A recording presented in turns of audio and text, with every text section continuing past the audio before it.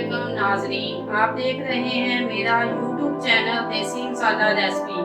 आज मैं आपके लिए बीफ कढ़ाई लेकर आई हूँ। अगर आपको ये मेरी वीडियो अच्छी लगे तो मेरी इस वीडियो को लाइक करें, शेयर करें और अगर मेरे चैनल पर नए हैं तो मेरे चैनल को सब्सक्राइब करें। हमें मटन कढ़ाई के लिए जिन मसाला जात की ज़रूरत है वो ये हैं।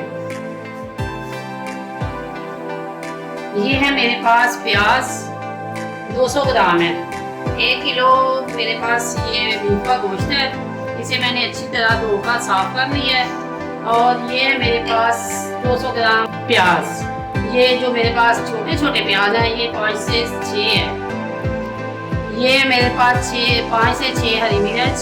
ये अदरक का एक बड़ा टुकड़ा है। इसे मैं क्रश करके इसमें डालूंगी और कुछ मैं गार्निश के लिए रखूंगी। ये है मेरे पास सब्ज धनिया।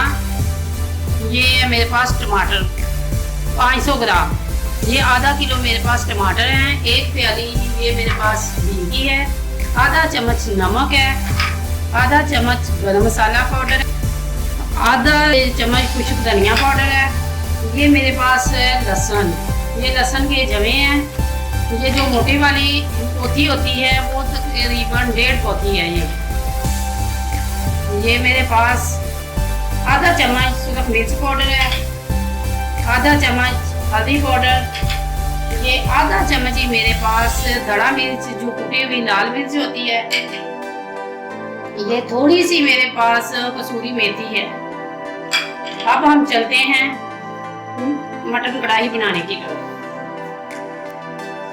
अब हम एक प्रेशर देते हैं। इसमें बिस्मिल्लाहिर्रहमानिर्रहीम जो मेरे पास 1 किलो गोश्त है वो मैंने डाल दिया। ये प्याज है मेरे पास। इसे 4-4 टुकड़ों में काट के मैं डाल दूंगी। इतना बड़ी काटने की जरूरत नहीं है। जैसे ही गोश्त गलेगा ये जो प्याज है हमारे पास ये भी इसमें बहुत अच्छी तरह गल जाएंगे।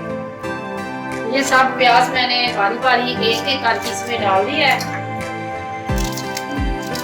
और ये है मेरे पास जो टमाटर 500 ग्राम ये भी मैंने इसी में डाल देंगे। ये मेरे पास आधा चम्मच सूरख मिर्च पाउडर है। आधा चम्मच हल्दी पाउडर। ये मेरे पास जो लहसुन है वो भी मैंने इसी में डाल देना है। जब हमारा गोश्त गलेगा तो लहसुन भी अच्छी तरह गल जाएगा। ये आधा चम्मच जो नमक है मेरे पास पहले मैं आधा चम्मच डालूंगी, बाद में टेस्ट कर लेंगे। आप अपने टेस्ट के मुताबिक डालें। और ये मेरे पास जो अदरक का पीस ये मैं बाद में डालूंगी। और मैं प्रेशर में 1 प्याली पानी डालूंगी।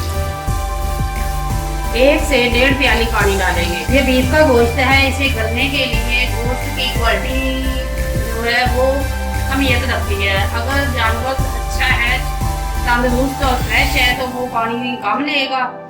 अगर जानवर जो बड़ा है तो उसके लिए हमें पानी की थोड़ी सी क्वालिटी ज़्यादा होनी चाहिए। अब हम प्रेशर को बंद करते हैं और तकरीबन 20 मिनट में प्रेशर लगाऊंगी। 10 मिनट के बाद मैं खोल के चेक करूंगी गोश्त की क्वालिटी कैसी है। ये देखिए आप हमें ये गोश्त जो है मैंने 10 से 12 मिनट के बाद खोला है। और अब हम चेक करते हैं कि ये गल गया।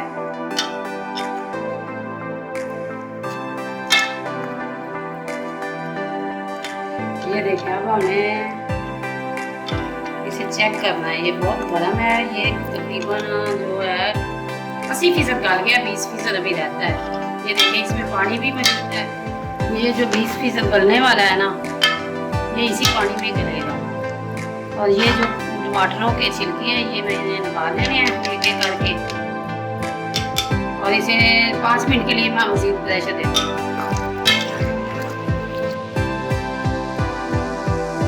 ये देखिए अब हमने प्रेशर खोला है। इसे मैंने 5 से 6 मिनट लगाया था।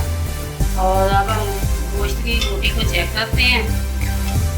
ये अच्छी तरह गल गया, बहुत गर्म है। ये देखिए गोश्त जो है हमारा बहुत अच्छी तरह गल गया। ये देखिए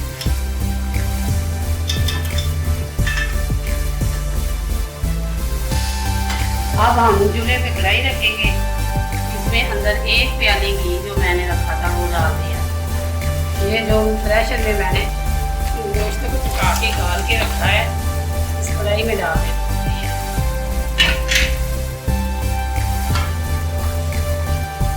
ये देखें, अब हमने इसकी बुनाई कर ली है। सारा टेस्ट जो है बुनाई के बाद आता है। ये तो अब हमने सिर्फ इसमें नमक, मिर्च, हल्दी, प्याज और टमाटर डाले थे, डालकर हमने इसे गलाया है।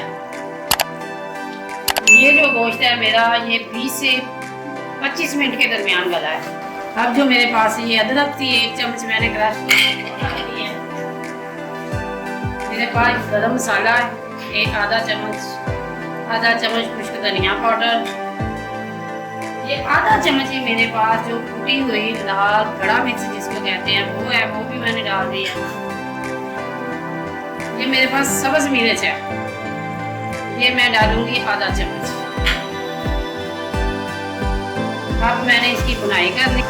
गोश्त ने घी जो है वो अच्छी तरह छोड़ दिया। जो बकाया घी होता है वो मैं ज़ाया नहीं करती, मैं निकाल लेती। कढ़ाई बनने के बाद 1 कप में मैं जो ज़्यादा घी मुझे नज़र आएगा वो मैं निकाल लेती हूँ। इसे मैंने अब मुसलसल 5 से 6 मिनट अच्छी तरह इसकी बुनाई करनी है हल्की आंच पे। मज़ीद इसे 2 से 3 मिनट मैंने पकाना है। अगर आपको मसाला ज़्यादा की ज़रूरत है, ग्रेवी ये जो ग्रेवी है ज़्यादा की ज़रूरत है तो आप इसी तरह उतार लें। अगर आप कम ग्रेवी की ज़रूरत है तो इसे मज़ीद भून लें। मुझे कम ग्रेवी की ज़रूरत है।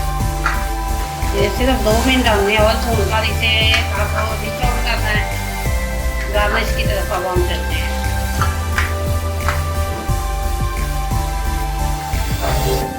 ये देखें, ये हमारी कढ़ाई जो है मुकम्मल तैयार हो गई है और अब हम गार्निश करते हैं।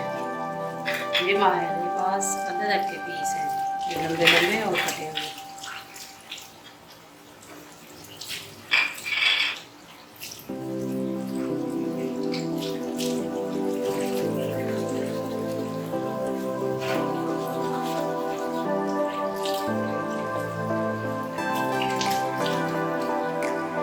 अब हमारी अगर आपको ये मेरी वीडियो अच्छी लगे तो मेरी इस वीडियो को लाइक करें, शेयर करें और अगर मेरे चैनल पर नए हैं तो मेरे चैनल को सब्सक्राइब करें।